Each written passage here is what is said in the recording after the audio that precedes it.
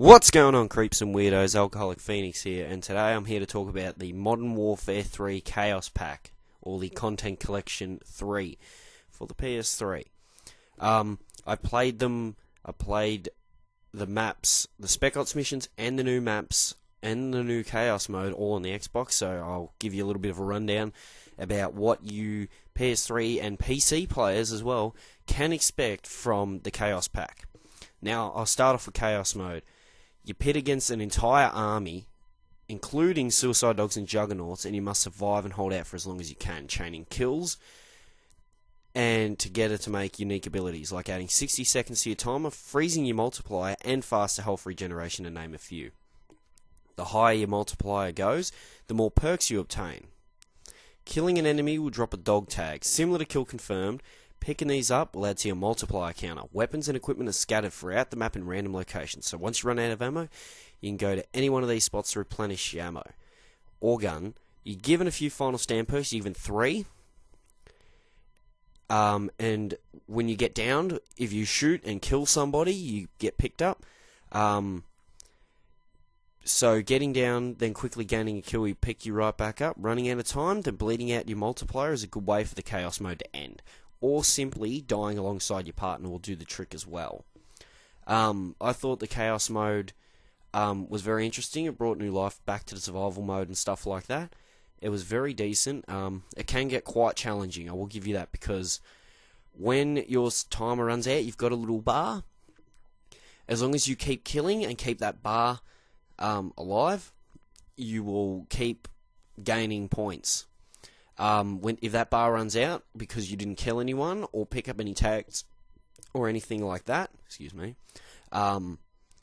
you will, the Chaos mode will end. So, yeah, that's the gist of it. Now, with the Spec Ops missions, Light 'em Up is based in the Czech Republic.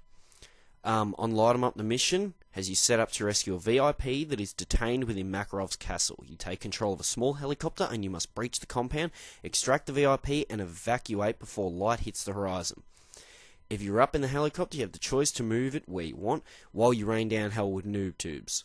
Once you clear out the courtyard, you pick up your ground buddy and move to the next location. At this location, you get off and storm the interior, killing bad guys and proceeding towards a VIP that needs to be rescued. Once you rescue this VIP, you battle your way back to the helicopter that is providing you with air support. Once you rendezvous with the helicopter at the end, you throw down a smoke marker and the entire compound is blown to hell by an incoming airstrike.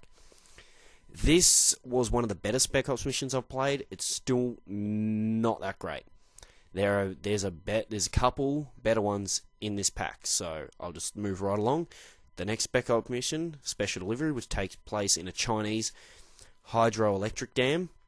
In Special Delivery, your job is to aid and rescue a downed Allied crew at a nearby crash site. One person is up in the Osprey, while the other secures the ground and calls for care packages to be dropped.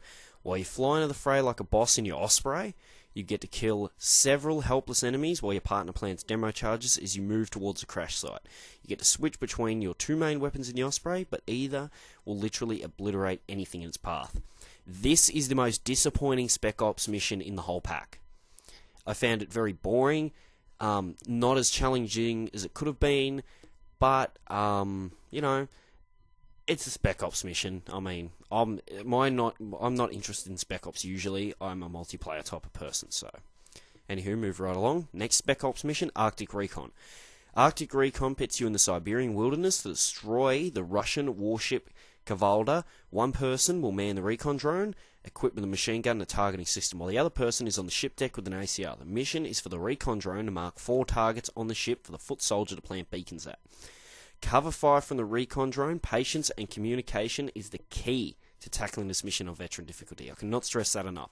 This is the most challenging veteran mission in the whole pack.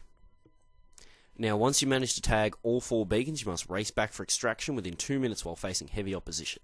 Once you fight your way through enemy lines, back to the extraction, and neat cinematic as you fly off and your little bird displays a Reaper shooting down missiles at your marked beacons. You planted while a Russian warship is destroyed. I thought it was a very cool mission, a very challenging mission, probably the best one in the pack. Now, the final Spec Ops mission is Vertigo. It takes place in Dubai at the United Arab Emirates. Base plate notifies the player that enemy helos are approaching. The player will have to shoot them down with the star streak. After all of them are taken down, base plate will notify the player that a chopper with a care package drop containing a parachute is arriving, and that they must defend the rooftop. Eventually, another helo will approach. A while after it is shot down, the chopper will drop off juggernauts unless the chopper the juggernauts are in is shot down beforehand. After the juggernaut is killed, the player will defend the rooftop for a little bit longer, then get the parachute care package, drop and parachute off the rooftop, and then fight their way to the exfiltration point. Very neat little mission, being on top of a high-rise building.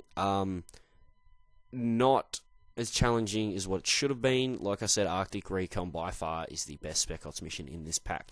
Now let's move on to something I like. Here we go with the Faceoff Maps. Now, Intersection takes place in New York, where you fight on a 2-block massacre of a street with a bombed out shops including a jewelry store, movie theater, and a bookstore. Here you have the choice between Delta and Spetsnaz squads. The map as a whole seems to be a decent sized map. It's more gauged between 2v2 combat. 3v3, not so sure about, have not tried it. With a lot of action taking place inside the buildings, which causes great close quarters combat. Now, it's a very campy map. People love to sit in the buildings, especially the southwest building, having an overlook of the entire map. That is one place you have to look out for. You'll see snipers galore in this building. Now, this map I found to be a very nice, cool-looking map. Not the best map in this pack either, as far as Face-Off is concerned. Now, U-Turn, we'll move along with U-Turn. It is probably the worst Face-Off map in this pack out of the 3. It is set on an abandoned highway that is full of cars, trucks, tanks, and vans. You can choose between the Inner Circle and Delta Squad here. Oil fields burn in the background, as you must bob and weave your way through these vehicles for some action, or you could walk the slim outsides for a flanking opportunity. There's a small underpass that is complete with a car that you can vault to take you back up on the highway. This map seemed very lazy. It is built for 1v1. 2v2 is a waste of your time simply because of the bad spawns. Advised not to use a sniper rifle or assault rifle on this map. A submachine gun is your best weapon because the sight lines are not very long and not worth using an assault or a sniper rifle. Sprinting around too much will get you killed because it's just too small a map. It's simply too small a map to be going sprinting around corners. You will get killed. I guarantee it. Now, we'll move on to the best face-off map in this pack. Vortex is the perfect example of what a face-off map should be. With a dangerous tornado brewing in the background for an awesome visual backdrop, you're placed as either Delta or Spetsnaz squad as you fight it out in this farm. There's no inside buildings that you can hide in outside of a tiny chicken coop, and there isn't much vertical gameplay, with various lanes that you can weave out of. It's always a surprise where your opponent will be. This map is great for 2v2 or 3v3. I haven't played 3v3, but it seems like a great map for either of them. 1v1, no. There's plenty of flank routes, so you have to remain on your toes. You must always be aware, because there are so many flank routes, you will get shot in the back all the time. But that map is by far the best face-off map in this whole pack. U-Turn is by far the biggest letdown. As far as Spec Ops goes, Special Delivery is by far the biggest letdown out of the Spec Ops missions. Chaos Mode brings new life to Survival Mode and everything. Well, anyways, thanks for watching. This will be coming to PS3, and I'm pretty sure PC, September 13th. As always, if you liked it, give me a like, a favourite. If you like my videos, sub and leave a comment and what you thought about, this video or Modern Warfare 3 in general. If you've tried this on the Xbox, leave a comment and tell me what you thought of it. Alright, anyway guys, this has been Alcoholic Phoenix, and I'll catch you guys later. See you guys.